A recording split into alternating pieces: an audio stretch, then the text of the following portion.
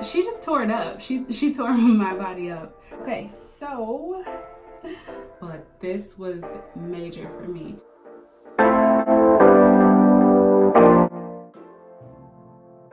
If you're new here, I'm Lauren, but you can call me Lo. This is Life with Lo, where I document my life. I'm documenting my experience through life in general, but currently I am documenting all things motherhood. I have a 3-month-old baby girl, and we are here to have a postpartum talk. I'll be able to get up close and personal with you all and transparent to show you some of the issues that I'm having postpartum wise. So I'm just gonna start off running. I'm here in the bathroom. My daughter and I are gonna go ahead and wind down from the day that we had.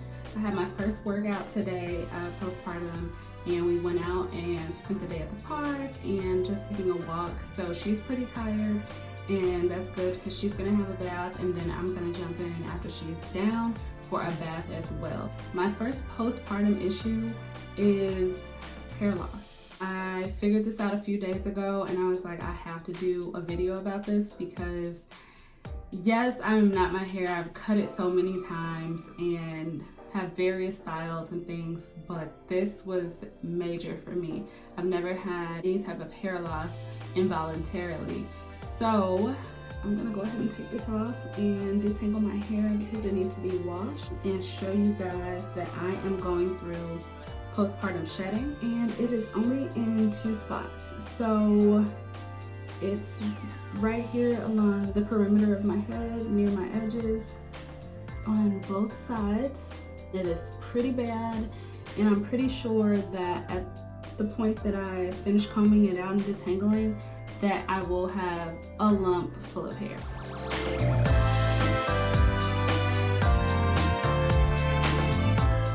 So I'm gonna have to figure out some type of way to style my hair. I'm not really sure if I'm going to do the protective style and let my hair like rest and breathe underneath it. I'm thinking maybe wigs, I don't know. I typically wear braids because that's the easiest thing for me, but I know that that's going to just give it a lot of tension on my head, which I do not need because that is not gonna help hair loss. These areas came out in handfuls. I'm gonna show you guys how much came out when I finish. I'll just insert a picture of the hairball. So that's one issue. The second issue is that my pelvic floor is trash. My daughter was 7 pounds, 5 ounces, but I had her at 37 weeks. She would have been 9 pounds if I would have had her at 40 weeks. Yes, that's not big by normal standards for other people, but I have a very petite frame, and she blew through there and just tore it up. I went ahead and mentioned the issue to my doctors at my 6-week checkup. After that, they're like, oh, well, you know, do some Kegels and do some other exercises, and we will let you know if we think you need to see a specialist if it's not getting any better. Long story short, the issues that I was experiencing basically was like leakage, where when I had to go to the bathroom, like clear out, I have to go. And I pretty much was running to the bathroom. I had to end up seeing a specialist. The specialist prescribed me to go to physical therapy for 6 weeks. So I am currently going to that. After the 6 weeks, I'm gonna go back for an evaluation, and then we'll see what the outcome of the therapy was. Okay, so the third thing that I've been experiencing is the fact that I was diagnosed with Diastasis Recti. Please do not shoot me down in the comments if I'm not pronouncing that correctly. But essentially it's where the abdominal muscles have separated. Your linea alba, which is the dark line that goes down your stomach while you're pregnant, the muscles on each side of that, the left and right side, are separated. With me, I have a 2-finger gap. I was given home exercises to try and help that. My doctors told me that I would have to have a surgery, which would be a tummy tuck.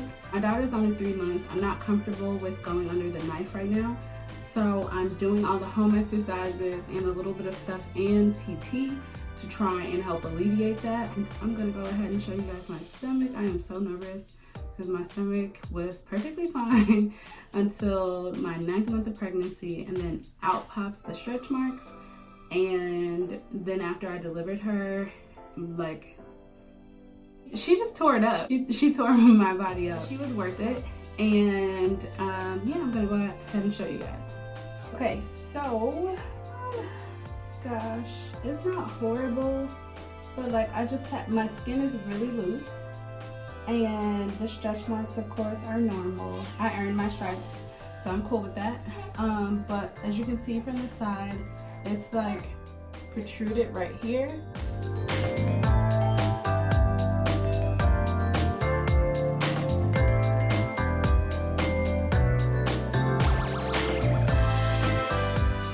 I'm experiencing is totally normal, and I am navigating it as best as possible, just trying to stay positive and keep a level head, and also just knowing that this is a process that I have to be kind to myself and to my body. That this is not going to be a snapback as they try and pretend like you will have. So I'm totally fine with whatever my provider suggests for me.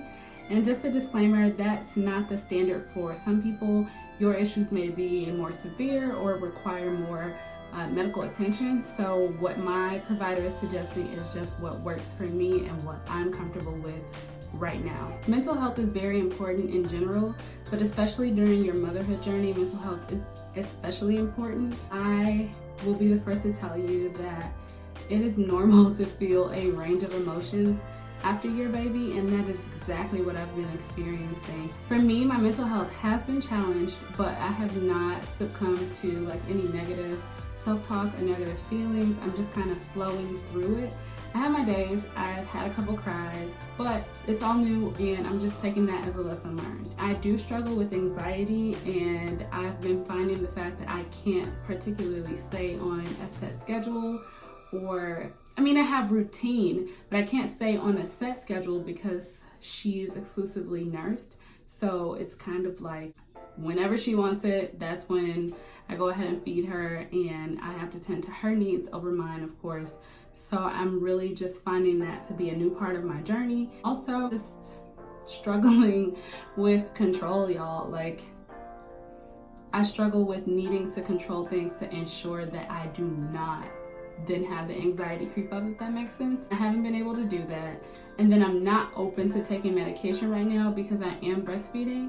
And I didn't prior to being pregnant with her. It was pretty much every now and again. I don't have anything at all because I don't want the temptation of relying on the medication. My daughter was born May 15th, and then my son's birthday, my angel baby, his birthday was May 20th, and then my grandmother's anniversary of her passing. So that whole month was a roller coaster for me emotionally, and I had to just literally take it day by day. That saying has never rang more true in my life than right after having my daughter. I love her more than anything in this world, and she is so perfect and so precious, and I love spending time with her. But please know that like your mental health is dependent on you having a little bit of you time. I'm a homebody as it is, and the pandemic kind of makes you have to stay at home anyhow.